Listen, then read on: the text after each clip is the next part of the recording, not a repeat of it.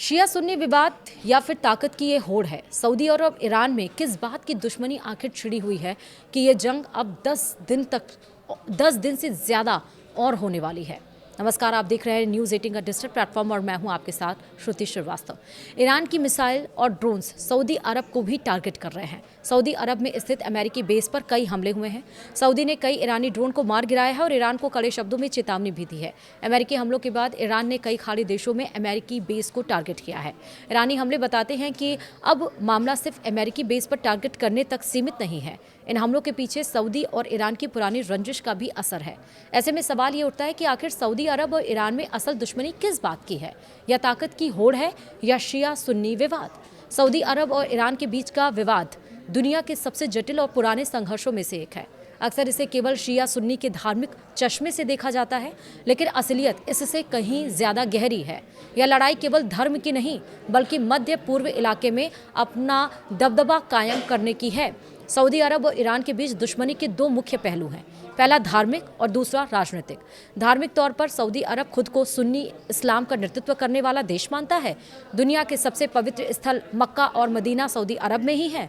दूसरी ओर ईरान दुनिया का सबसे बड़ा शिया मुस्लिम देश है। साल 1979 की ईरानी क्रांति के बाद ईरान ने खुद को शिया इस्लाम के रक्षक के रूप में पेश करना शुरू किया, लेकिन जानकारों का मानना है कि यह विवाद धर्म से ज्यादा ताकत की होड़ है।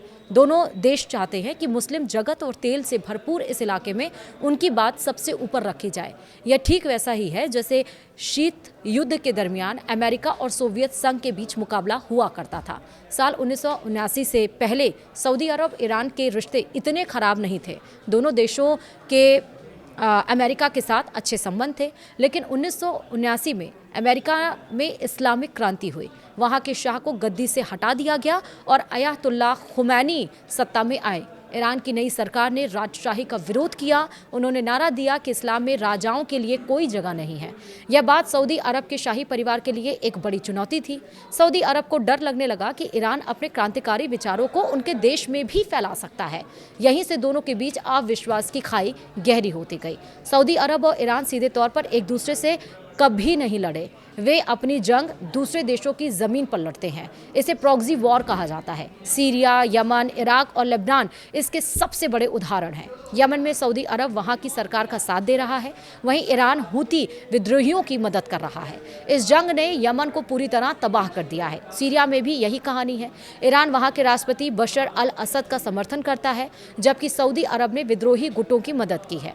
इन देशों में होने वाली हिंसा के पीछे कहीं न कहीं इन दो महाशक्तियों की आपसी रंजिश है।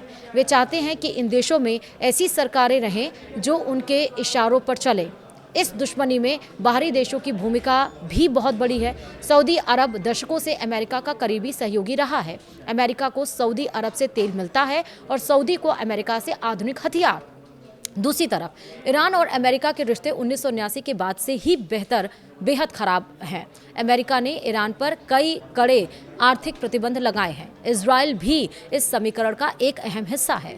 ईरान इजराइल को अपना कट्टर दुश्मन मानता है। इसी वजह से हाल के वर्षों में सऊदी अरब और इजराइल के बीच नज़दीकियां बढ़ी हैं, क्योंकि दोनों का एक जानी दुश्मन ईरान है। सऊदी अरब और ईरान दोनों ही तेल के बड़े उत्पादक हैं। तेल की कीमतों को लेकर भी दोनों के बीच अक्सर खींचतान रहती है। सऊदी अरब चाहता है कि तेल का बाजार उसकी मर्जी से चले।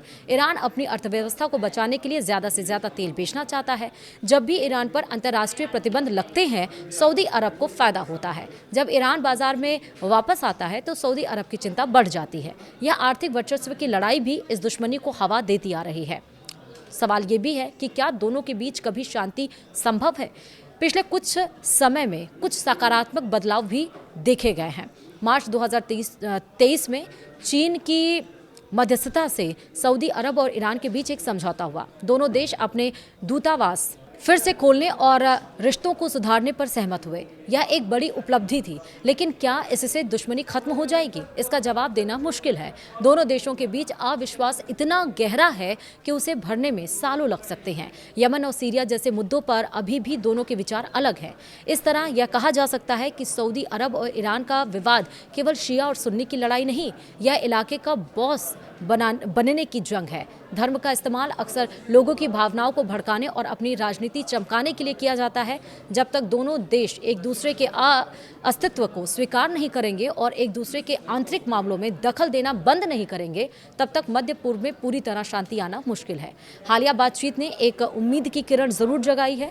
दुनिया को उम्मीद है कि ये दो बड़े देश अपनी दुश्मनी भुलाकर विकास और शांति की राह पर चलेंगे, लेकिन ताज़ा घटनाक्रम यानी रिहायशी इलाकों में मिसाइल का हमला ईरान को सऊदी अरब से दूर कर सकता है। उसे संयम से काम लेना होगा। वीडियो में इतना ही। नमस्कार।